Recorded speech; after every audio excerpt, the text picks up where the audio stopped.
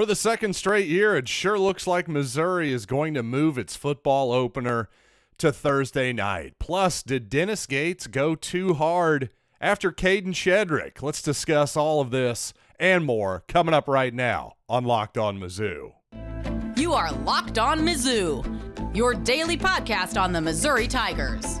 Part of the Locked On Podcast Network, your team every day.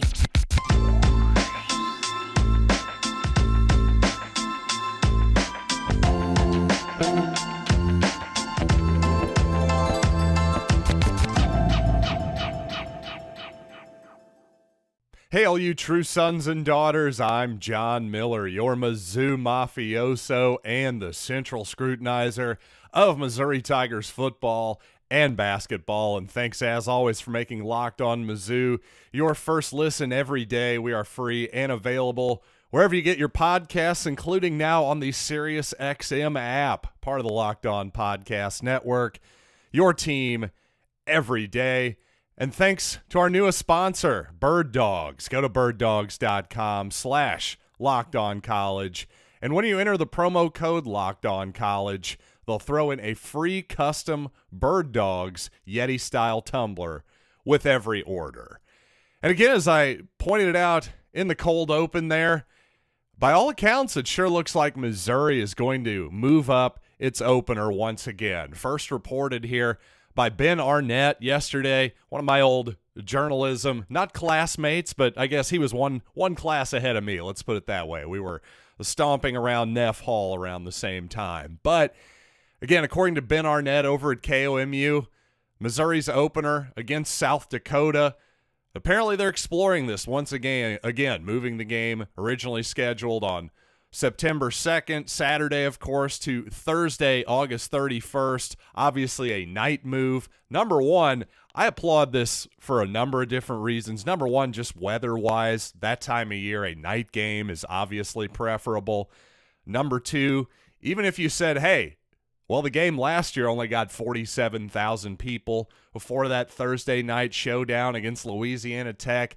Hey, fair enough, but I got to say, I think you'd have been a few thousand less than that even, a few thousand fewer people, I should say, than that, if you go to a Saturday-type game because, let's face it, a lot of people, Mizzou students are relatively local. They're maybe from St. Louis, Kansas City, Lake of the Ozarks, wherever it might be, or maybe they just want to take a trip down to the lake for the weekend, skip what should be a laugher for Missouri. You got to hope for Missouri football they can shut down South Dakota. But again, I just think this is a win all the way around and a little bit more of exposure on television, quite possibly, for Missouri as well. So I think maybe if there's some naysayers on this, I think the fact that Missouri and Desiree Reed-Francois, her administration, obviously pushing for this once again, I'd say it was a success by their measurement. It was definitely a fun crowd, if not the biggest crowd of the year, that's for sure. The students showed up, again, much more, I think, than they would have for a Saturday game. So to me, this is a win all the way around if it indeed happens, and apparently this is basically pending SEC approval. We are still in the exploration phase, but the conference would have to put its stamp on it. From the SEC's perspective, I can't honestly believe that they would care one way or the other. Again, this is week one. This isn't going to be affecting anybody really whatsoever in terms of football scheduling or anything like that. It's going to be, maybe SEC Plus streamed, something like that. It's not as though it's going to be competing with some other game that was already scheduled on a Thursday night. So from the SEC's perspective, Missouri, South Dakota can't exactly be at the top of the docket. I got to think this goes through. So if I'm a betting man, yeah, put a lot of money on Missouri's opener being Thursday this year. Again, for the fans, moving forward, let's just make this a tradition so we're not, a few months out. I know a lot of people make plans ahead of time, that type of thing. So in the future, let's just try to make this, if we can, a tradition for the Tigers. I would kind of enjoy that, quite honestly. Plus, there's one other factor here that I almost neglected to mention. Of course, Eli Drinkwitz famous for pushing the spring game further back to the point where, well, we didn't even have a live spring game because the weather was that uncooperative. So, and of course, the reasoning behind that, injury recovery time before the season. Well, it can't hurt to have a couple more days to recover before the Kansas State game, right? Before week 2. So, again, if you're Missouri, hey, this sounds like a good thing to me. Oh, and by the way, quick correction here. As soon as I said that, I was like, wait a second. Missouri played Kansas State in week 2 last season, but no, this season we're playing the Wildcats in week 3 at Faurot Field. So excuse me there. Still, the point remains a couple more days for injury recovery, a couple more days for preparation for, well, Middle Tennessee State, who, while, again, Missouri hopefully wins that game comfortably, we've seen before, not too long ago, Middle Tennessee came to Faurot Field and won. If I'm Eli Drinkwitz, obviously I'm pounding that theme the entire week, so I don't have a team that's possibly complacent in week 2. And when it comes to Tiger basketball, I don't think anyone can accuse Dennis Gates and his staff of being complacent on the recruiting trail, that's for sure. But it does seem like some people, certainly with the benefit of hindsight, are saying, hey, maybe Dennis Gates went a little bit too hard after Kadin Shedrick, the former Virginia transfer who ended up with the Texas Longhorns. Well, in my humble opinion, I think Shedrick was worth it. I think, just statistically, without being able to do a deep dive scouting-wise, obviously, into every transfer in the country, you just looked at his pedigree on paper, his statistical profile. It seemed like he was a fairly unique player, one that could provide the type of rebounding and paint protection defensively that Dennis Gates and a lot of Missouri fans are desiring right now from a big guy, but also able to step out and play the game a little bit too, shoot the basketball and not just be a complete stiff offensively. And, that type of player that I just described, as I alluded to earlier, they're not exactly easy to find. They don't grow on trees. So when you have a potential difference maker like that, a big guy, somebody who would really fill a Kobe Brown potential-sized hole in your roster, I think you push your chips in and you go for it. And to me, he's a difference maker more so than even a guy like Jimmy Bell, the West Virginia transfer who ended up at Mississippi State, or Jamarian Sharp, who quite possibly is going to end up at Ole Miss. We'll see. Maybe he ends up in the NBA draft ultimately as well. But again, just so much focus on what Missouri couldn't do this past offseason, in my opinion, which is, of course, rebound the basketball. They were very mediocre at best in terms of rebounding last year. I'll certainly grant you that, but not nearly enough focus on what Missouri did spectacularly well, especially offensively, shooting-wise, ball handling, just a complete 180-degree turnaround from what we saw the previous season, Konzo Martin's last one in Columbia. And to that point about rebounding, well, I don't think Missouri is punting rebounding next season at all. At least I'm going to give you my take on the glass next season coming up. But first I want to tell you about our new sponsor. That's Bird Dogs. And I got to tell you, since it is getting to be summertime, I've got a personal goal that is starting right now. For the rest of the summer, as much as possible, I either want to be wearing golf clothes or swim trunks. I either want to be on the golf course or in a pool. But, of course, there's some in between. You got to do some yard work, maybe go to a meeting, all that good stuff. Well, I'm telling you, the Bird Dogs I got sent the other day in terms of a couple new pairs of shorts, they can do all that. They're incredibly versatile. Swim trunks. They're also good enough to go to the country club and play 18 as well. I'm telling you, these things, one other part I love about it, zip pockets on both sides. Also, no back pockets. Who even uses the back pocket anymore? We all know that messes up your back, right? Well, I'm telling you, Bird Dogs has thought of absolutely everything. So go to birddogs.com/LockedOnCollege, and when you enter the promo code LockedOnCollege, they'll throw in a free custom Bird Dogs Yeti-style tumbler with every order. Again, that's birddogs.com/LockedOnCollege. Use that promo code LockedOnCollege. Thanks for making Locked On Mizzou your first listen every day. And for you everydayers, coming up in the final segment and moving forward, you know what? I'm going to talk about the Nuggets and the Lakers series in the final segment whenever they have a game because, darn it, they have Michael Porter Jr., and if that's not a good enough Missouri tie-in for you, well, I guess you can just skip through those final segments, but I think you're going to have a lot of fun with them. I know I will, but obviously it wasn't a lot of fun at times last season watching Missouri get killed on the glass. Despite a 25-win season, first win in the NCAA tournament in over a decade, well, that got a lot of old school fans in particular frustrated. And listen, I get it. Heck, I led my high school basketball team in rebounding one year. I'm not dismissing the importance of rebounding. Obviously, a defensive possession is not over until you get the rebound. If you give up rebounds endlessly, give up offensive boards, well, it's going to be a long night in a lot of cases, no matter how good you are on the other end.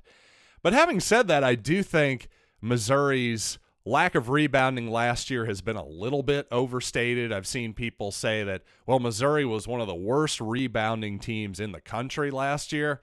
Well, that's not quite accurate. I think I've seen numbers where Missouri's in the 200s or so, but let's remember there's 350 plus Division I basketball teams. Now, if you want to break that down into the Power Five, maybe they were among the worst Power Five.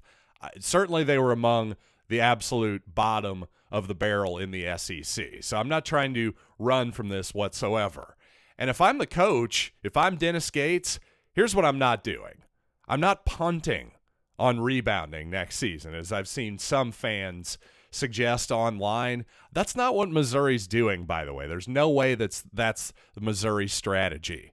And certainly I don't think Missouri next season is going to lead the SEC in rebounding by any stretch of the imagination. But again, if I'm the coach, here's what we're going to do. We're going to box out and we're going to fight. That's going to be my philosophy, and that includes the guys on the perimeter, by the way, especially in 2023. I just see way too often, this isn't just Missouri, this is throughout all of basketball, including the NBA, guys just kind of fall asleep on the perimeter and don't bother just turning around and simply getting at least a hand on the guy so you know where he is before you go and get that defensive rebound, or at least do that and let somebody else clean it up so, these guys don't get these long rebounds. Again, that was my point by saying 2023.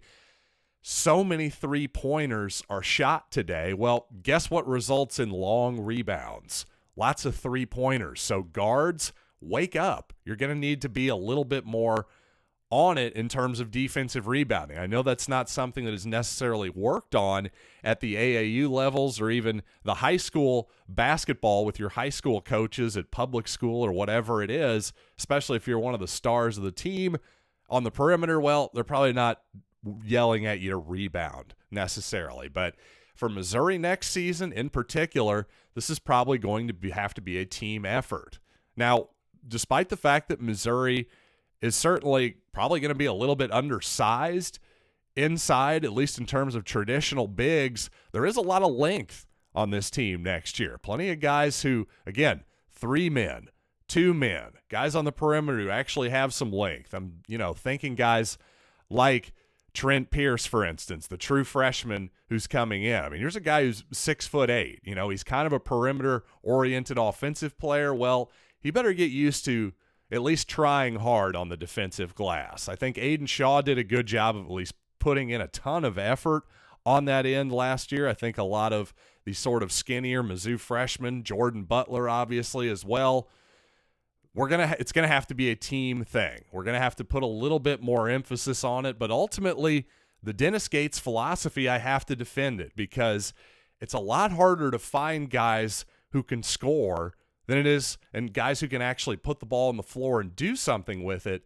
than it is to find guys who can rebound. It just is. And in this day and age, in SEC basketball, if you don't have 5 guys on the floor who are a threat to score, boy, it just makes it really hard for your entire team to score. And while Missouri may have struck out on some of its biggest, literally speaking, targets in this cycle of the transfer portal. Well, high school recruiting continues, of course, and so far it's looking pretty good for the Tigers, including John Bowl, of course, the son of Manute Bowl, former incredibly tall basketball player with the Philadelphia 76ers and Washington Bullets. Back in the day, 7'6" is what he was. Also, John Bowl's brother, Bol Bol, also an NBA player with the Orlando Magic. Well, here's what Bol told Drew King, who was covering the EYBL tournament for Power Mizzou the last few days. He says, "I love Coach Gates. He's a really, really nice dude. He's real with you. Like, he always tells you what you don't want to hear, but it's true. I feel like Coach Gates is a really, really good coach and can actually I can actually do a lot of stuff if I go there." So the part about that quote that I thought was interesting, obviously Missouri's been in really early on John Bowl. He's taken an official to Missouri and Michigan so far. So Missouri's been on him from the very beginning. Obviously, Missouri, a 7-footer here, a legit 7-footer. It's not as though Gates and company aren't recruiting size if you're worried about that. But the fact that he said that, well, he's a nice guy, but he always tells you the truth, whether you want to hear it or not. Again, that's something I think I heard from Kobe Brown on Tiger Talk a few weeks back, too, before the NCAA tournament. Basically, when Mike Kelly asked Kobe, what's the first thing you think of when you think of Dennis Gates? Well, he gave him a similar answer. He said, what he's telling you is true, whether you like it or not, was kind of the vibe that I like. And that was Kobe was saying that in a positive sense, just for the record. So just thought that was an interesting note from a guy who's actually played with Gates and one who's being recruited by him as well. Honesty, nice guy, but sometimes brutal honesty, constructive criticism for sure. And coming up, let's talk about Michael Porter Jr.'s game yesterday and also spurious MVP arguments after these quick words. Oh, by the way, I just realized for some of you, I probably buried the lead here pretty considerably. I'll be honest, I just completely forgot about this, forgot to put it in my notes, but maybe that's a little bit revealing, at least how I feel about this. Parker Brown, former Missouri Tiger preferred walk-on with Konzo Martin. Parker Brown, in fact, is going to Kansas. Yes, after transferring to, where was Parker? Was it Pepperdine? I'm sorry, was it Santa Clara? No, that was it. It was Santa Clara. I'm not even going to look it up. Parker played at Santa Clara this past season and did okay, I suppose, at Santa Clara, averaging about 8 points per game there, 5 or 6 rebounds or so. And I don't know, some Missouri fans obviously are a lot more animated about this than I am, that's for sure. You know, certainly some interesting moments between that I actually described on my podcast back in the day between Parker Brown, some of his family, maybe not being the biggest fans of Konzo Martin in the world. But instead of redoing all of that, I do think it's interesting that Parker Brown, just trivia-wise, has there ever been anybody who's transferred at least in men's basketball? I think it's happened in other sports, but in terms of men's basketball, has anybody ever transferred from Missouri to Kansas or vice versa? Now, granted, obviously, again, Parker had a pit stop in Santa Clara before transferring to Kansas and, you know, not joining his brother. I almost said Christian Brown, of course, played with Kansas last season when they won the national championship, or 2 seasons ago now, I suppose. Well, speaking of Christian Brown, he is a Denver Nugget now, and he's a teammate of Michael Porter Jr. And Michael Porter Jr. had a good game last night, 3 of 6 from downtown, 50% overall, 15 points, 10 rebounds, and a couple block shots as well. They needed all that production. The Nuggets held on really by kind of a thread a bit at the end of the game. It felt like Jokic, for as amazing as he was, Nikola Jokic, of course, for as amazing as he was, felt like he was wearing down a little bit at the end of the game.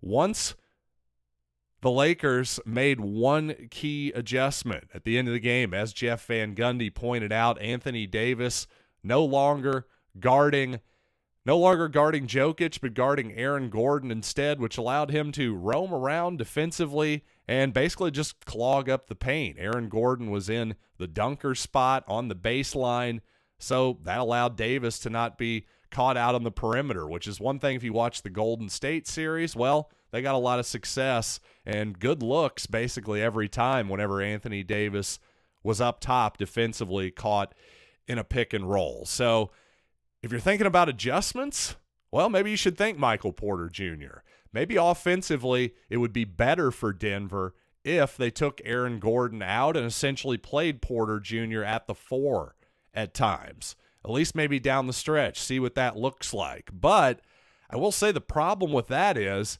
now defensively you put yourself in a bind if you're Denver, because it's really less about Porter Jr. because he's actually not as bad defensively as he looked, famously 2 or 3 years ago in the bubble playoffs. He was able to just be isolated and basically abused at times. Well, that's no longer totally the case. He's not a great defender, but I don't think he's nearly as bad as he was 2 or 3 seasons ago. But on the other hand, I think Aaron Gordon is a really, really good defender and in particular fits with what Nikola Jokic can't do defensively. Obviously, he's an amazing, amazing offensive player. Defensively, he obviously isn't the quickest guy in the world. And like a lot of 5 men, including Joel Embiid, well, you can get caught out on an island and look bad against an NBA-level perimeter player. No real surprise there. But to me, Aaron Gordon, he just covers too much ground. He does too much good stuff that I just don't know that putting Porter Jr. into that 4 spot is really the answer. So if you're Denver, I'll be curious to see what the adjustment is to Darvin Ham's adjustment by the Lakers there in the 4th quarter. But to all the people out there who are saying now, well, I can't believe all of you voted for Joel Embiid for MVP. Listen, if you want to argue that Jokic was the MVP, that's fine and dandy. I don't have any problem with that whatsoever. But just come at people at the end of the regular season, because this is a regular season award. That's become a bit of a pet peeve with me. I mean, now you're going to make that argument in the playoffs. That just gets really lazy. It's easy to say now after Embiid has a bad game and is forced to go home. And again, I say this as somebody who is actually biased toward Jokic over the former Kansas Jayhawk Joel Embiid. I've loved Jokic since all the way back in the 2016 Olympics. But at the same time, again, you can tell I just hate really bad arguments. And if you're going to make the argument that Jokic is a better player than Embiid, fine. But the MVP argument, well, that's a little bit spurious because, in fact, I think even Jokic would tell you Denver didn't play necessarily great basketball the last month or so. I don't think Jokic was really locked in defensively whatsoever. So, again, it's a regular season award. Maybe at this point we should have a regular season MVP and a playoff MVP instead of the finals MVP. I think that would be maybe as good of a compromise as there is. But you know what? Thanks as always for listening to Locked On Mizzou and compromising with me today as I went on about the NBA there this last segment. I just can't help myself. I'm going to have to talk about this particular series and probably the Denver Nuggets and Michael Porter Jr. in general until they get eliminated from the playoffs. Again, if you decide to skip that final segment, which it always is going to be a final segment, by the way, hey, no hard feelings whatsoever. But until next time, I'm John Miller, and thanks for listening to Locked on Mizzou.